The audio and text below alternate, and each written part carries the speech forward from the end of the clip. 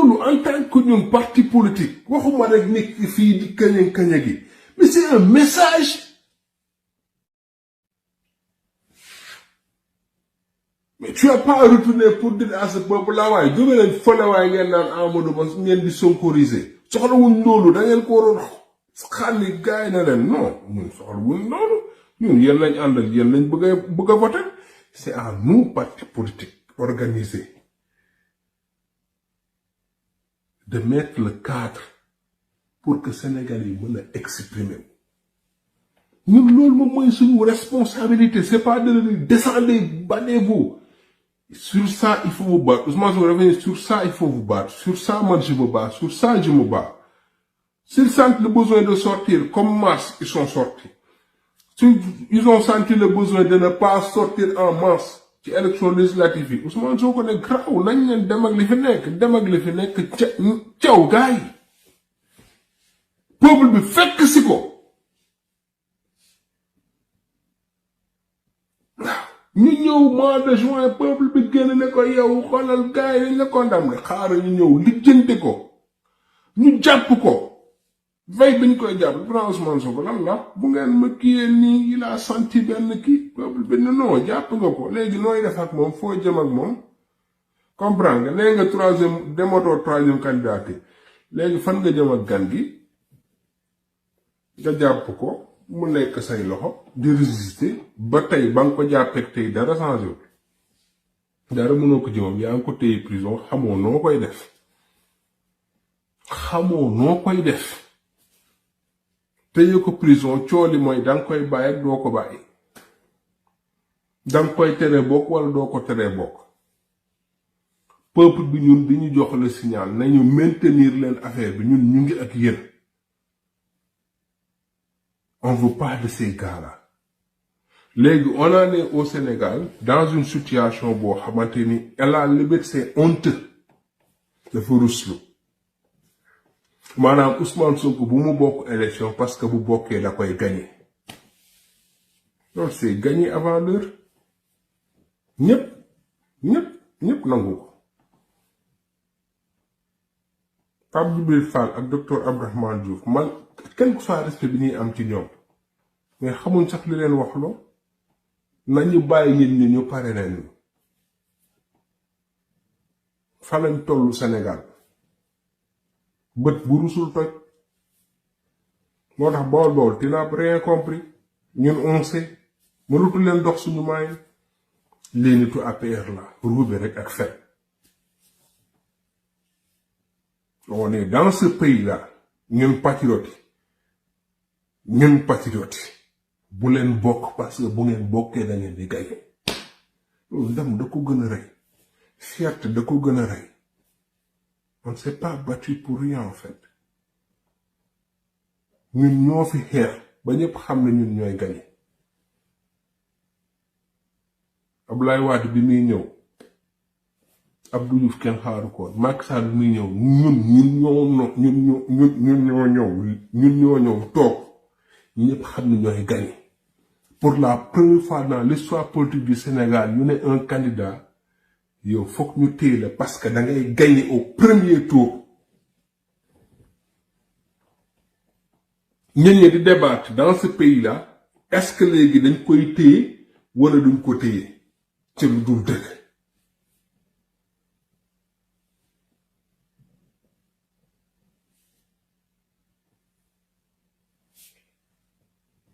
ñun amatul lu ñuy prouvé xam nga mooy lan mooy wan Macky Sall que ne mënoo ñu téye mu lay neex mu lay naqari dinañ leen fi jëlee pour la première fois dans l'histoire politique du Sénégal ñu xam ne nguur gi du gagné nguur gi xam ne du gagné. mooy ñu maf lu ñu mënti maf ñun bu ñu demee élection maf leen fichier électoral bi mooy bu ngeen xexee ba ñu dem élection jeexal ngeen dañ leen di gagné booy maf da ngay maf ña ngay maf sax ñun la ñuy voter yéen ñi ngeen di maf bu ngeen jëloon bugga li ngeen di maf ci fichier électoral bi sax ñun ñoo ko moom ñoom ngeen comprendre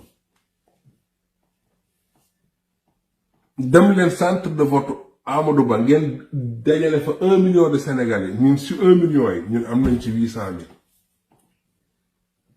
liggéey ñun foofu lañ toll de moo tax gars yi wax fii ñun kenn duñu sàcc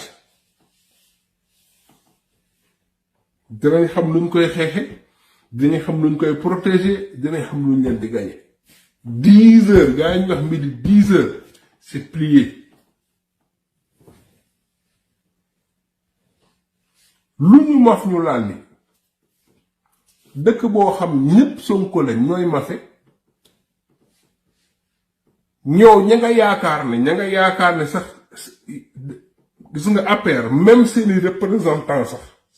représentant bureau de vote yi nar am sax c'est des patriotes fa la réew mi toll il faut se le dire en fait donc dañuy non liggéey bi des na non kii kërëb xoolal gis nga réew mi APR mënul am le nombre de représentants yi mu am te laalu cofu ci ay nitu Ousmane Sonko mënu ko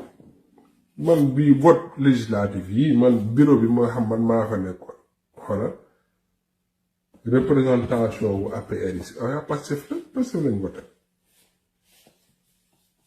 te looloo nekk Sénégal waxuma la diaspora bi léegi looloo nekk Sénégal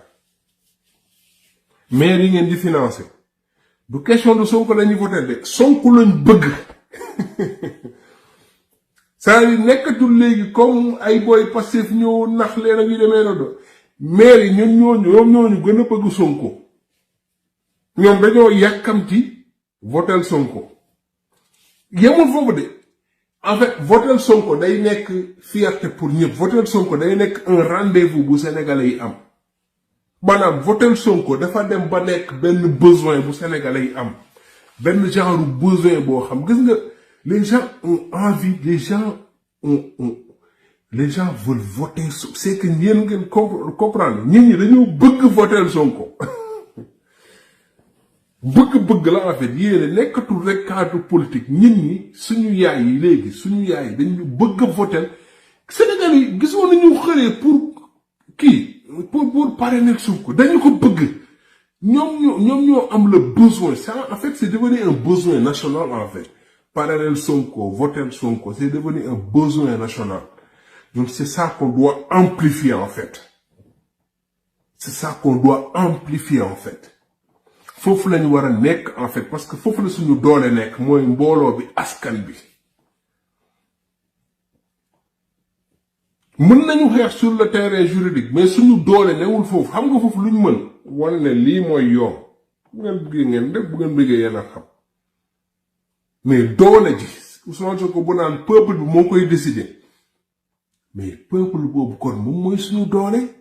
ñun peuple boobu lañ war a jëflanteel mais suñu relation ak peuple bi nekkul waaye nii non suñu relation ak peuple dafa war a nekk relation d'amour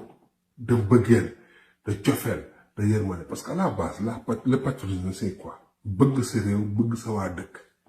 on doit être très sensible par rapport à ça moo tax patriote yi par rapport à tout ce qui se passe par rapport à l'électricité par rapport à l'immigration clandestine il faut être avec les Sénégalais. C'est vrai qu'on a beaucoup de problèmes à notre niveau, mais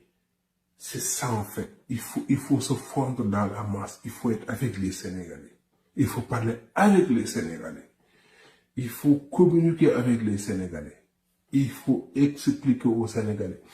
Il faut vivre avec les Sénégalais li ñuy dund en fait. bu ñu leen mos a mere bu ñu kenn dugal ñu mere Sénégalais wala ñuy jëflanteeg Sénégalais yi parce que loolu moom mooy suñu ndam en fait parce que Ousmane Sonko moom moo ne peuple bi ginnaaw yàlla peuple bi la waxul presse bi waxul réseaux sociaux yi waxul intellectuels yi waxul sëriñ si waxul mbër yi waxul kenn peuple bi la wax loolu ñun dañ ko war a dégg maanaam ñun looluy suñu fort loolu moom mooy suñu fort faisons en sorte que peuple bi bu ñu mës a jéppi faisons en sorte que peuple bi bi ñu gisee ñu yaakaar bu ñu am ci ñoom bu ñu ko mës a tas te fii lay commencé nañu ànd ak peuple bi nañu nekk ak peuple bi gaa yi jàppuñ ci téyewuñ ci mënuñu ko ils n'ont pas les moyens ils n'ont même pas les hommes c'est une partie de l'administration la ñu dese te ñooñu mënuñ ci tous dañuy gis ñii ñuy ñëw di dal seen kaw benn affaire la buy ñëw mënuñ ko téye ay Macky dem na fii dem na fee jël na kii jël na kële question de temps la ay reporter élection reporter ñun suñu newu ci ñun dañuy jël nguur gi dañu ko bëgg te Sénégalais yi ñun lañ ko bëgg a jox dinañ ko jël ak configuration bu ngeen mënti teg ak Macky lu mënti def dinañ ko jël ci nii wala ci nële xoqatal yi dañu gérer jàpp nañ Amadou Ba def lu leen neex ñu maintenir bége Amadou Ba posté ko ñu xam ne Amadou am na ko ñu jàpp ñi mën a bind tweet bind fëpp àdduna yëpp xam ne ñu ngi koy jaay doole loolu lañ ci mën loolu lañuy def nekkaat suñu terrain bi nga xam foofu la ñu mëne mooy di amplifier sonkorisation bi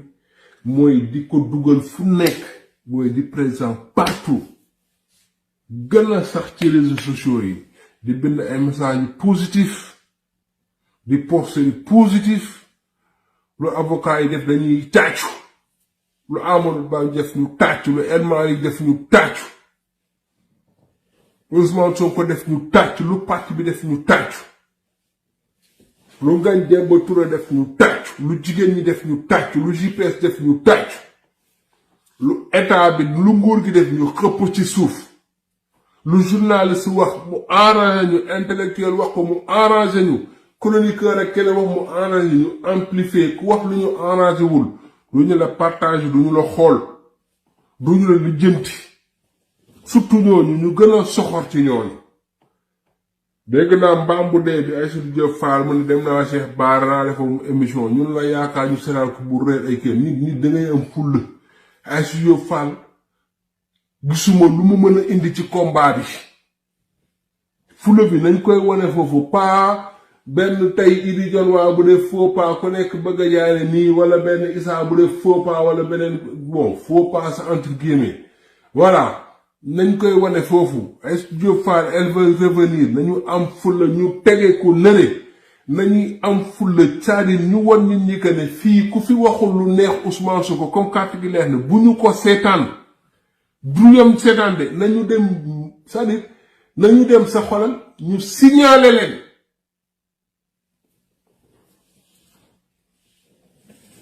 ñu signaler leen télé bu xoolaat il faut que ñuy xeexee suñu appareil télé wala télé rajo bu invité nit koo xam dañu xam ne kii day ñëw pour yàq man mën naa comprendre ñu nekk 6000 patriotes 6000 yépp signalé dañ koy tëj kooku bokkatul kooku 1000 signature 1000 signalement 1000 signalement 1000 en 24 heures tëj nañuy xeexee noonu loolooy sadik te moo gën a efficace foofu parce que ñii médias yi vu la ñuy wutaan xeex la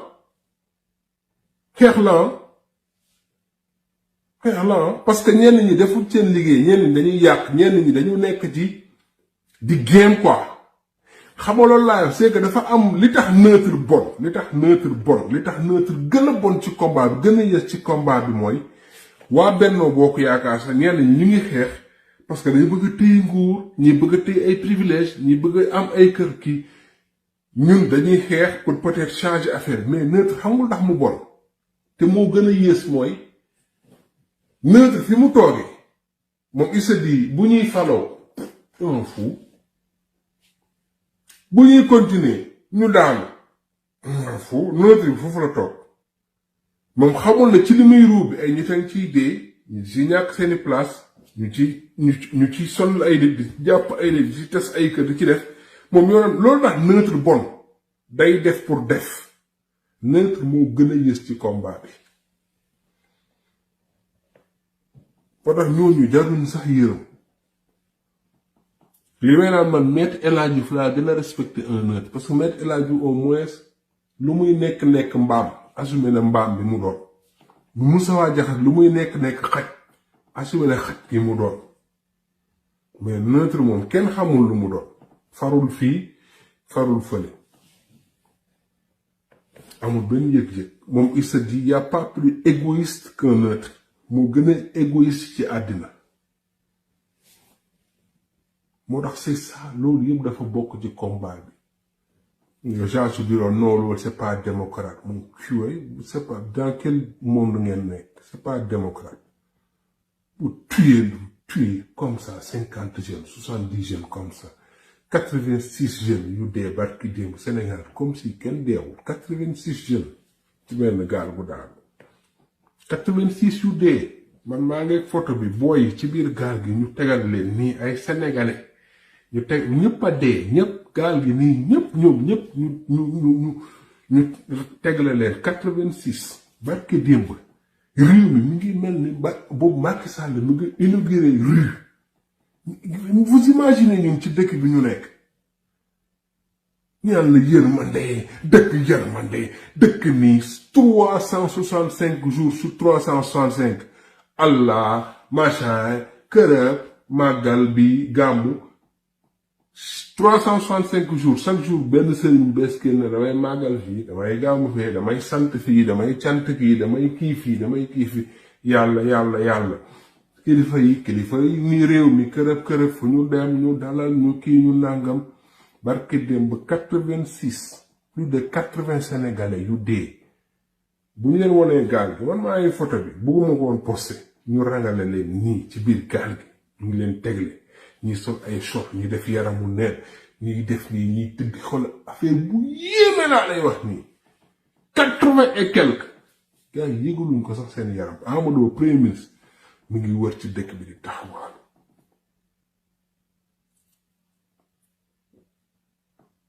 non mais c'est non ñun non c'est incroyable en fait c'est incroyable en fait des jeunes seen yeneen moromu jeune ne fi di concert di clashante di saagante ay ndey ngaaka belende kii di ñu ruube di divertir gars yi quoi jàppee seen bopp ay nante sañse kërab jàppal bàyyi nekk ay ngaaka te gis nga bu subaa ngeen di comprendre ne ay ngaaka ngeen doo Akhlou Brick man la kals indi man kals bu RFM man la leen indi man maa leen njëkk a bindal biographie man maa leen njëkk a bindal Akhlou Brick man mi doon wooyee déedi man ñu nekk ci Mali bi xam nañ ma déedi man maa leen njëkk a bindal biographie kals bu RFM moo indi ma bindal leen ko te defal naa ko ñeneen bi ngi door a commencé di am fraîchement bac bi dem université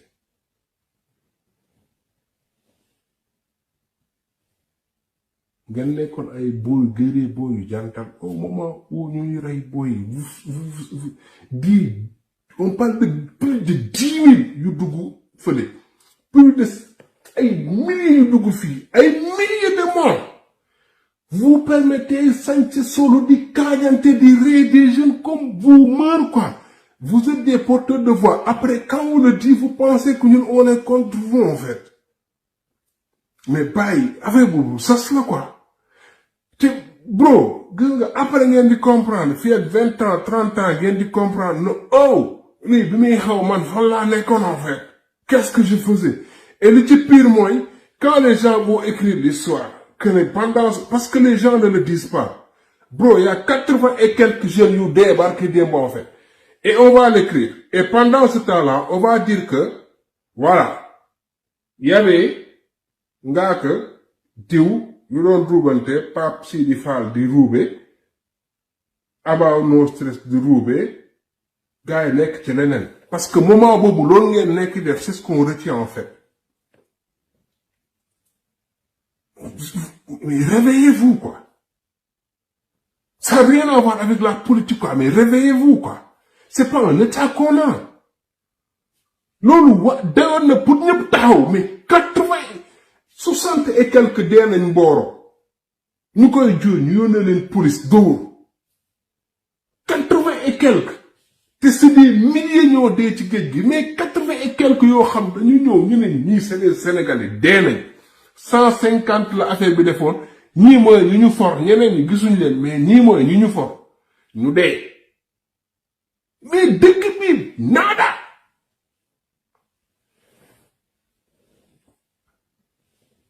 Comme ça, personne ne parle. Loolu lañ wóoru Macky Sall. Lii bu fi nekk di fecc di suus di def yu kenn xamul. Ñu nekk ci ay lamb jeunes yi dajaloo kaay foofu la ñu bëgg a yóbbu en fait. Yooyu yëpp neex na lamb kii ama open press Modou Lo open press kërëb foofu la ñu bëgg a kii parce que xoolal ce discours-là ne passe pas parce que boy dañu bëgg lamb ce discours-là ne passe parce que boy dañu bëgg hip-hop duñu ko dégg mais affaire bi du foofu quoi il y a plus d'humanisme quoi c'est-à-dire affaire bi nekkatu fi quoi c'est-à-dire il y a quelque chose qu'on a perdu en fait après les gens s'aiment si kii bu ñu lakk kii bu ñu taal peuple bi weesu nañ foofu quoi.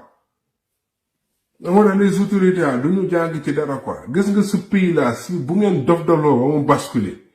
mais les gens ils vont gis nga li ñu def les gars yi ni ñu xoolee fii Sénégalais yi léegi yenn autorités ni ñu xoolee góor jigéen boobu affaire boobu ñu taal noonu Sénégalais yi noonu la ñuy xoolee yenn autorités ah ñun lañ ko xama quand on vous dit arrêtez foofu lañ toll ça le niveau de sadique boobu la nit ñi toll en fait. Parce que yéen ci niveau de sadique boobu ngeen nekk en fait parce que yéenee ñëw kill ñaari gendarme ñëw jàkkaarloo booy leen kill nañ leen après coow li jeex na Suzanne Camara toog na dañ leen kill booy ñu ngi dégg quoi booy ñu ngi dugg ci gis image yi cooy yi di kill booy yi di rey booy yi comme ay kaña booy naan rey kon rey voilà ngeen banaliser rey Macky Sall taxaw di mattu di kii te yow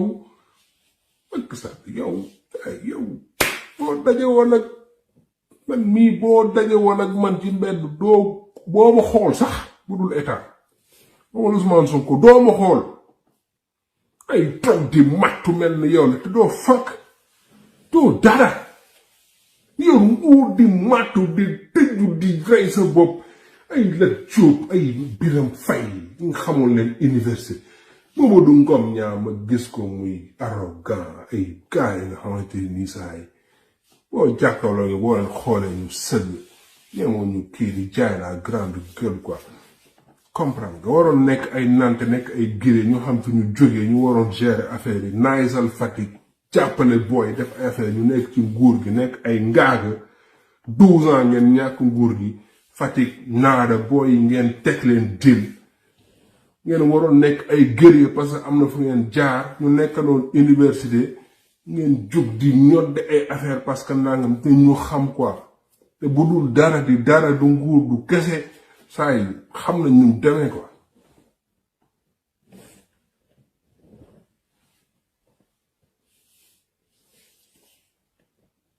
xamante nañ ci town bi quoi ngeen di ñoddi di nervi fii di bandiloo quoi.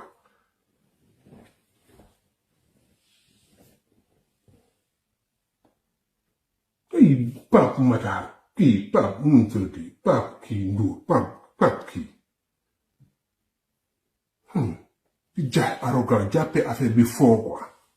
di rey booy yu dugg ci émission di róobe Amadou Ba di kaf di rey gaay naan dafa mën débat ngay duul di dajal nekk booy bu ndaw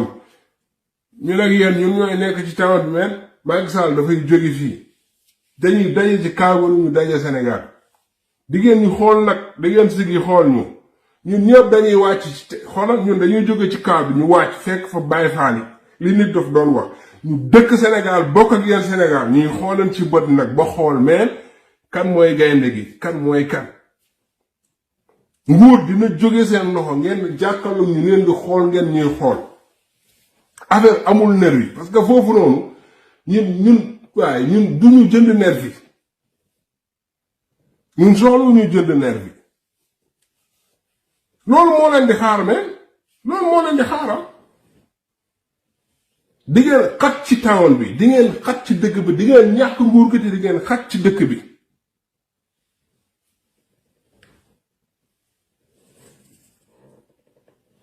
waaw di ngeen xat ci dëkk bi parce que gars yi nante ñu ngi ne tekk di leen seetaan ngi jël di dajal ay 5000 jeunes di bandi lu wëti buntu ko Ousmane Sonko parce que yow nguur mi ngi ak yow après ngay comprendre boy Pape Malick Ndour yow après ngay comprendre suñu morom nga après ngay comprendre di nga xat ci town bi ay mambay ñaar yi da ngeen di dof lu teye nguur di bandi lu ñi gëna yéem Sénégal ngeen ko sekkal ñi ngi gëna kër gëna sës ngeen ko sekkal gaay duñu bayyi dara duñu may dara continuer leen nguur gi day daanu day wàcc parce que li fi ne moom mooy mënu la ñu génne ci réew mi on est des millions ce pays là kenn mënu ko téye sans ñun peuple bi bëggatul qu'est-ce que vous allez faire yéen a ngi forcer de mais vous allez où fan ngeen jëm Sénégal li mu dund nii ci 2 ans 3 ans yi dañ ko mën a dund 10 ans 15 ans mais vous allez mais réfléchissez quand même mais comme down mooy wàcc leen fan ngeen jëm vous pensez que c'est 2 ans yi ñu dund nii pression bi vous pensez tenir ce pays là encore ñëw jël 5 ans Amadou Ba waaye bu ñëwee def nii Sonko kii ñëw ngeen ne fii di Cheikh Yérim ngeen ñëw di xalaat depuis ajag-jag yéen a ngi xalaat ci Sonko di xalaat ci Pastef di xalaat fan ngeen mujj tey tout le peuple est derrière lui en fait te tey la patriote yi gën a déterminé patriote yi weesu patriote duñ bàyyi donc vous allez fan ngeen jëm plus ngeen di avancer plus muy gën a métti ci yéen jeex na c'est fini jeex na après nag ku ci nekk xam nga li nga def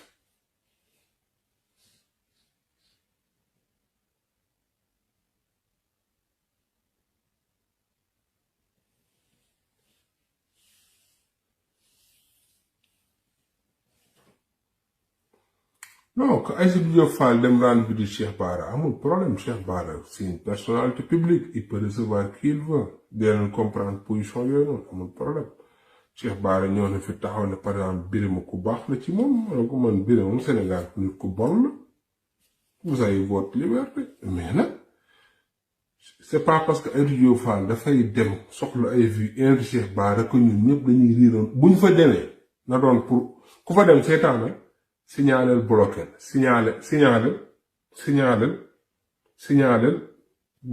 signaler bloqué waaw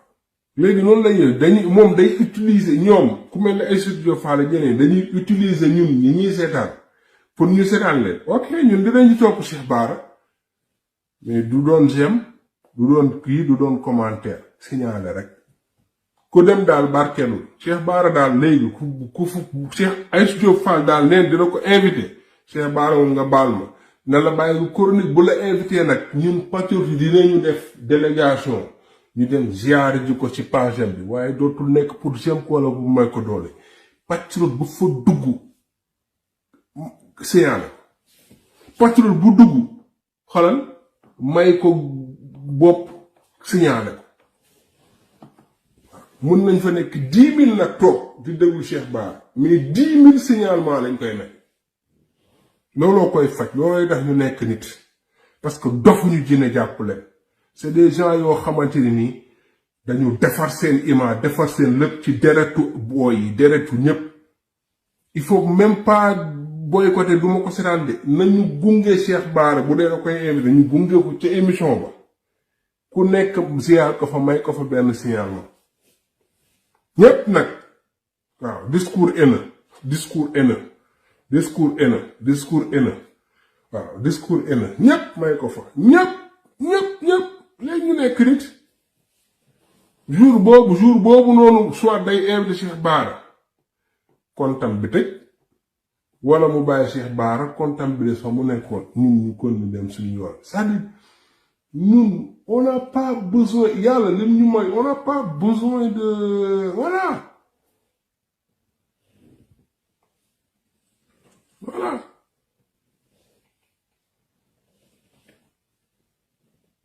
c'est aussi simple que ça ñun ñoo fi ëpp parce que il faut ñu am réflexe boobu allahu akbar mauvaise nouvelle yooyu ngeen gis YouTube bi mauvaise nouvelle pour Ousmane Sonko benn waaye dafa di fenal Ousmane Sonko duggal signalé ko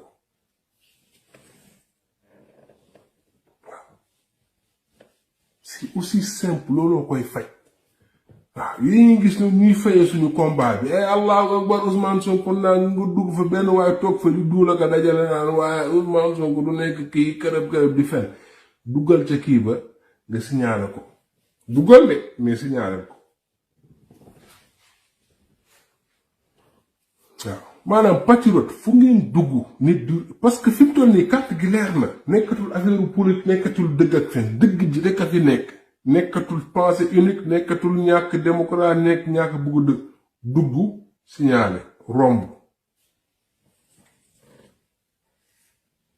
parce que looloo koy faj paa yaana maar dëkk boo xamante ni fen def ko c'est-à-dire légaliser fen quoi nit ñi amatuñ jommatuñu fen amatuñu problème pour fen amatuñu complexe pour fen xam nga dañuy fen di ree dëkk bi ñëpp di ree booy di dee gars yi tranquille quoi gars yi tranquille quoi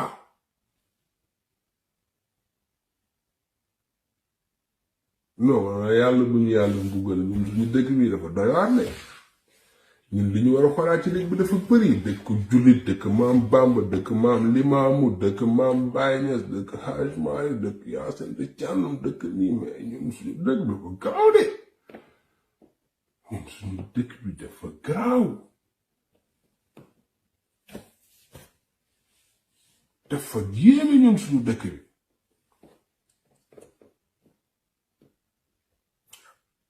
non patriote il faut ñu am réflexe boobu il faut ñu am rek ñi dañuy fooye dañun fawuñu les gens meurent nit ñu ci prison bi am na ñoo xam yëguñu ne Falla Fleur mi ngi souffrir mais ñu ñëw dafa nekk Falla Fleur mauvaise nouvelle pour Falla Fleur di ñu këll dañu fowee patriote yi aussi amuñu bët signalé leen ko leen ñu bàyyi ko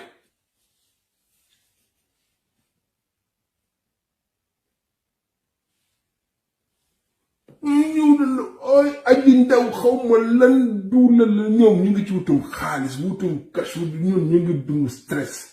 koo xam mu ngi xëy fanaan ñu naan ko Falla Fleur mu ngi ci problème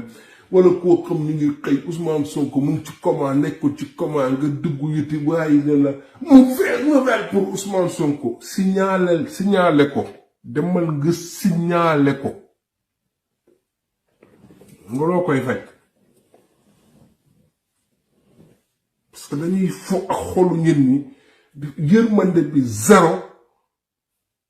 c'est-à-dire ñen ñi ñu déshumaniser combat Ousmane Sonko li tax mu metti mooy ñen ñi dañu jàpp Ousmane Sonko du nit patriote bi ay nit ñoom dañuy dékku ñoom ñen ñi sax dof lañu jàppee ñoom dañuy cër rek ci ñu ngi jël réew mi de def lu kenn deful di xeex lu kenn xeexewul soppi ko nu ko kenn soppewul am fulla am fayda ñoo dàq sañse ñoo dàq solo ñoo gën a yéwén ñoo dàq politique ñoo dàq joxe ñoo gën a organisé wu ñoo ëpp ñoo def lépp ñun la ñëpp di wër waaw un idiot bu jógee fële jàpp ne dama ci war a dóor dama ci war a am xaalis dama ci war a def dama ci war a def ji c'est simple mais faut le signaler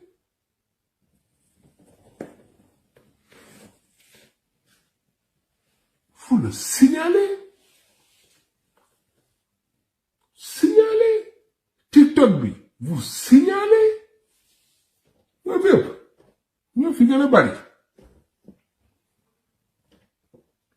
parce que ñenn ñi ñoom dañuy jaawale nit koo xam lijjantiwul loolu ak ñoom pour ñoom ñun ay dof lañ moom nga Sénégal moom pour ma jàppee nit dof Sénégal da ngay bëri nga nuyoo sa salaamaaleykum salaam ñu ne kii mu dafa dof da ngay bëri jàmm di rey ñu naan kii moom luy mel ni ku yàltu màtt ni loolu la Sénégal di fonctionner loolu ñuy am fulla yor sa fulla say ñaan dafa soof Issa Diene moom dafa dëgër Issa Diene moom dafa soof moom danga koy kii saa ñu def quoi boo nekkoon fii xam nga commencé laay fii def yenn affaire yi ñu naan moom dafa sa xol nga gis ñëpp ñëw ruubekat yi immature yi ñëw ñeneen coofale ak yow dafa ñàkk fayda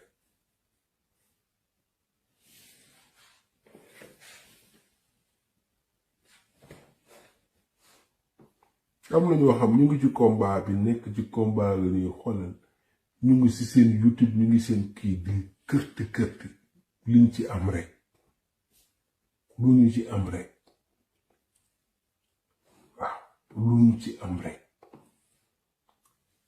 ñenn nag ñeneen seen wërsëg la waaw